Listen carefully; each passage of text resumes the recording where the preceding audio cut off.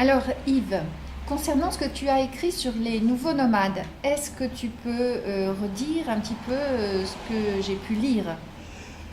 Oui, c'est évidemment les nouveaux migrants à travers le monde, à la fois migrants internationaux entre des pays différents, mais aussi les migrations à l'intérieur des pays, comme dans le cas du Brésil.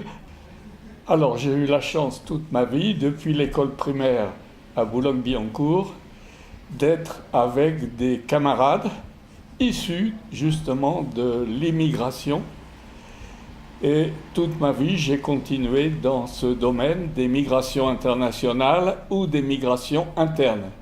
Donc j'ai lu que tu as voulu partir, tu devais faire une conférence et tu étais invité par Saddam Hussein.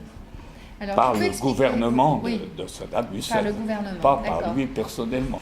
Donc 1979, Saddam Hussein n'était pas encore président à vie, mais c'était un dictateur, j'allais dire, féroce et efficace. Enfin, j'ai lu, tu as écrit au sujet des Pakistanais, Oui. Des marins. Tu peux en Alors, parler? ça c'est autre chose, c'est au Koweït, le pays à côté, qui a toujours été revendiqué par l'Irak, parce que du temps des Turcs, le Koweït faisait partie de la même province turque de Basra, Oui. où j'étais. Donc avec l'argent que j'ai gagné, j'ai été faire un géoreportage dans le pays d'à côté, Donc, et dans en le particulier à Koweït City, Oui. D'accord. ce qui était une mauvaise idée, puisque les Irakiens, jusqu'à maintenant, je présume, ont toujours considéré le Koweït comme faisant partie de l'Irak, puisque sous l'Empire ottoman, ils appartenaient à aux mêmes provinces, la vilayet, on appelle en arabe. Donc pour eux, le Koweït était un pays qui avait été pris par l'impérialisme pétrolier,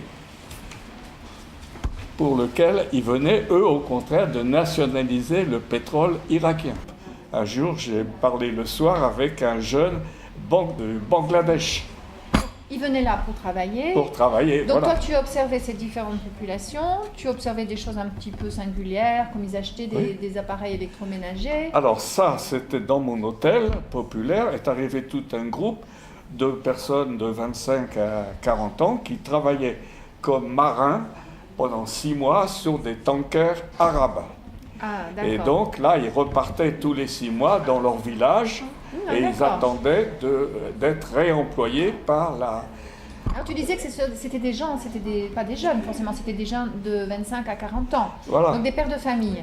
Parle un petit Des peu. pères de famille, et alors donc avant de retourner, ils achetaient des tas d'appareils ménagers pour leur ramener à village. leur épouse. Et ils parlaient de leur famille, évidemment. Et comme moi, comme naïf, je leur demandais combien vous avez d'enfants. Ils disaient 9 mois avant notre retour, après notre retour au village. Donc ils pouvaient avoir jusqu'à 10, 15 enfants, quoi, à 40 ans. Je ne pense c'était- pas. Non, parce qu'il y avait quand même, en fonction des ressources, Oui. il y a quand même des pays qui savent, ou dans l'histoire de l'humanité, qui savent réduire leur fécondité en fonction des ressources. Comment ils faisaient? C'était. Je ne sais pas si c'est permis par le Coran, Oui. mais bon. D'accord. Par contre, au niveau des femmes, ils en avaient moins parce qu'ils disaient les femmes, ça travaille bien, mais ça coûte cher. D'accord. Donc il fallait être une ou riche. 2 femmes maximum apparemment. Et alors ils rapportaient donc des appareils ménagers de tous les types. Et évidemment, là j'ai posé la question rationnelle. Est-ce que vous avez dans le village l'électricité? Et ils ont dit non, pas encore. Allah et le président vont l'envoyer. Oui. Je ne sais pas quand le village a eu l'électricité. J'en sais rien. Alors après, Après, au retour, oui, je suis passé par Bagdad. Et là, j'ai presque continué un peu mon géoreportage, parce qu'en passant à côté d'un hôtel, j'ai entendu des voix très connues. C'était des Brésiliens oui. qui terminaient la construction d'un hôtel, une entreprise brésilienne qui avait eu la construction de cet hôtel. Donc j'ai sympathisé avec eux, j'ai déjeuné avec eux, ils m'ont invité évidemment. Ils étaient très contents de parler brésilien avec un étranger, surtout j'avais encore évidemment de l'accent. Et eux, pour eux, le grand problème, ils envoyaient leur compagnie brésilienne nourrissait déjà, laissait une partie de la paye au Brésil pour leur famille. Oui, bien sûr. Et pour eux, le grand problème, c'était pas de femmes. Et alors, ils disaient avec les musulmanes, pas possible, c'est charia. Je n'aurais pas demandé s'ils comprenaient ce que c'était charia, mais pour eux, apparemment, ça voulait dire pas faire l'amour avec les... Bon. Mais il y a un autre qui dit, heureusement, à côté de chez nous, il y a un collège de chrétiennes. Alors là, il a trouvé un nom très compliqué pour lui, des Chaldéens, un collège religieux où il y a de magnifiques jeunes filles. Et l'autre lui a dit, quand même, elles sont trop jeunes, 13-14 ans. Oh, il a dit, j'en sais rien.